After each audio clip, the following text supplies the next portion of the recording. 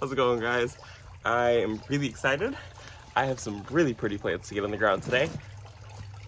I picked up 3 of these. These are snapdragons. No, these are snap. These are foxgloves. I picked up 3 foxgloves. Okay. I picked up 3 foxgloves today. Not today. Oh my gosh. I'm a mess. Okay, so I picked up 3 foxgloves a couple days ago when I went to Home Depot. I got 3 of these beauties. They were 20 bucks a piece and they're absolutely massive. This is the Dalmatian series for foxgloves, and I prefer the foxgloves that are the Dalmatian series. The Dalmatian series blooms first year, and look at how many spikes they have thrown up. So there's lots more blooms to come off of this one plant. And like I said, I have a bunch of them. Look at that. It's like a field. Is that not the most beautiful thing ever? Okay, except this guy. Whoopsies. That's okay. That's okay. We all have bad days. This is the Dalmatian series for foxglove. I absolutely love it. It's beautiful. They bloom first year. Most foxgloves, other varieties, they bloom second year, so they are a biennial, meaning that first year you're just gonna get the foliage, which is actually still really kind of pretty. And then the second year you will get your blooms. And then those blooms will drop seeds, and then they will shoot up new babies, and those babies will just throw foliage first year and then flowers the second year.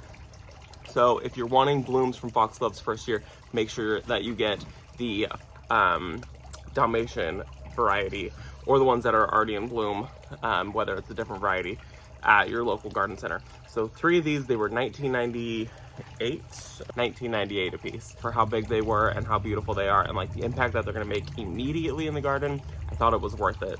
Normally I just pick up the little 6 packs of foxgloves that are like $6 for 6 of them. I'll still pick up the Dalmatian variety of foxgloves, but I just wanted that impact now. I thought these were so cool. I mean, look, it looks like I'm sitting in a field. I posted a reel over on Instagram of these guys, and it literally looked like a field of foxgloves in front of my fountain, and they're just in their nursery container still. Okay, so also if you don't know about foxgloves though, they are pretty toxic to animals and humans. So if you have animals that are eating your plants, maybe steer away from foxgloves. My dogs don't eat any of my plants. They tend to just dig them up if I allow them to. So these will go somewhere on the other side of our fence where the dogs can't get to them. So foxgloves are zones 5 through 9, and they're gonna get about 2 feet tall, 20 inches tall. So this bloom spike right here is definitely this one right here is the mature height of foxgloves. And these littler guys, they'll continue to grow and put on lots of nice, beautiful, large blooms like these guys. Best to plant your foxglove somewhere where it's gonna get a little bit of protection, especially from that afternoon sun. So on the west side of a property where it gets that morning sun, a little bit of afternoon sun, and then shaded from that hot, intense evening and afternoon. They also prefer quite a bit of moisture, but they don't wanna be sitting in wet soil. So you want something that's well draining, but somewhere where it's still gonna get quite a bit of water to get the most amount of blooms. Some people say that they get blooms just once or twice early in the spring. For me, we've found that I keep a drip emitter right next to the base of these plants, and they bloom for me all summer long. I will get tons of blooms, and I will get really healthy blooms also. So that's, another thing, making sure that they get the amount of water that they actually want. So let's get you guys planted. I think I'm gonna plant them here in this side yard, so you see them first thing when you come through our side yard gate. And we use this side gate a ton. It's right in front of our driveway, so I really want to be able to see these guys and just get hit with that pow of beautiful, like, upright blooms and really pretty lavender color. I also want to show you guys the inside of what they look like. So this is one that was already snapped off. Look at that. That is so pretty, the outside, but the inside, the stamens of this plant, they hug the very top of the flower, and I just thought that that was so incredibly pretty. I mean, look at the throats on that. How cool is that? The little hairs, the fibers on it, and the stamens. I love foxglove. And then after I get these guys planted, I also need to go plant some eucalyptus plugs that I have. I have neglected them, and I have neglected them hard. Some of them have burned, and I think like 5 of them died. So, let's get these done so I can actually go plant those eucalyptus plants.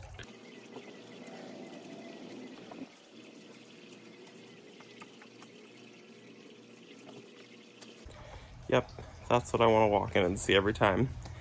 Doggos hanging out, ready to greet ya. Beautiful foxglove. All kinds of pretty plants. Could have used maybe one more for right there. But you know what? I think the 2 there might slide this one back a little bit further. Let's do that.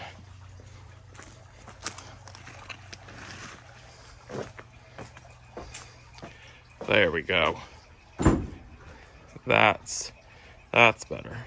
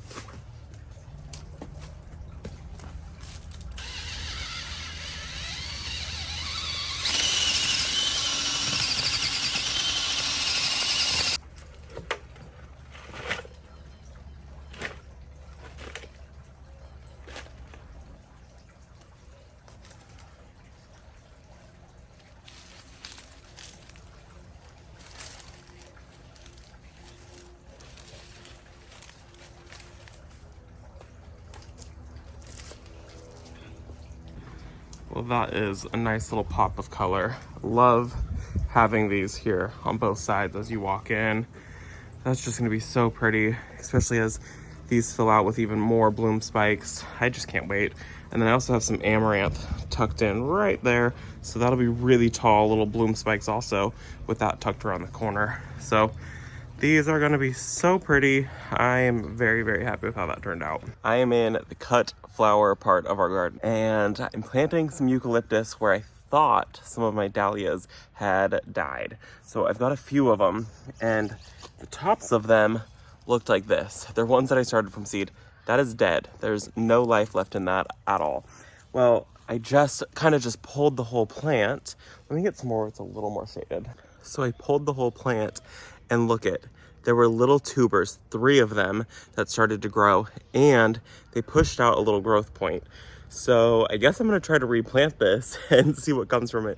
Like I said, it's one from seed, so I don't know the variety of it. It's a brand new variety, but the fact that in a short period of time, it's produced 3 tubers, and it's got a growth point, and look, it's got a growth point right there and a growth point right there. So this little dahlia has the will to live.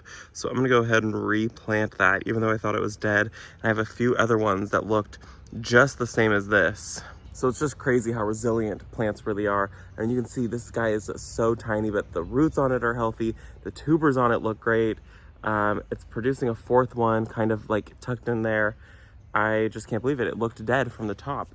You guys, I showed you what the top looked like. There was nothing there, and pulled this out of the ground. I was gonna put some eucalyptus in the ground in that hole, just so I didn't have a dead space, but I guess not. I thought you guys might find that interesting. So I'm just gonna go pop this back in the ground and go find a home for these eucalyptus plugs.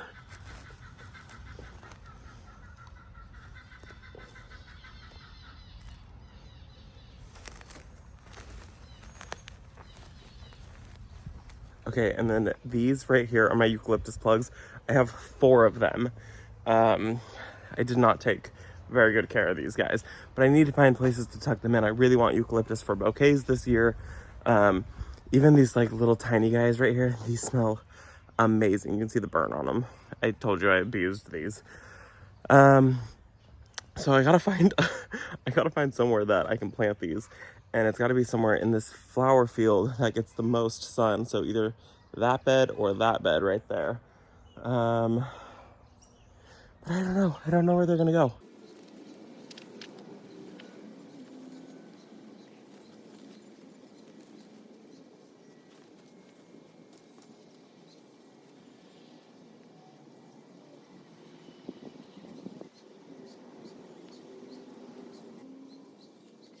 Okay, so super easy. I tucked the worst looking one in there.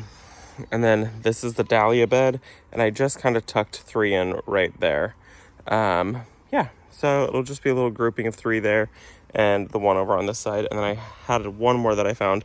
And I tucked into the edge of this bed, which is just a mismatch of all kinds of things. Snapdragons, yarrow, sapnaria, I think feverfew, mums, I think. Euringium, and sweet peas. So this bed is just a huge mix of things. So I'm just anywhere that there's an empty hole, I'm trying to just fill in with whatever I can. I am glad that the eucalyptus are on the ground. I'm happy with how the foxgloves turned out. I hope that you guys enjoy. I think I choked on a bug. Oh, this time of the year is rough. I hope that you guys enjoyed the video, and I will see you in the next one. Bye, guys.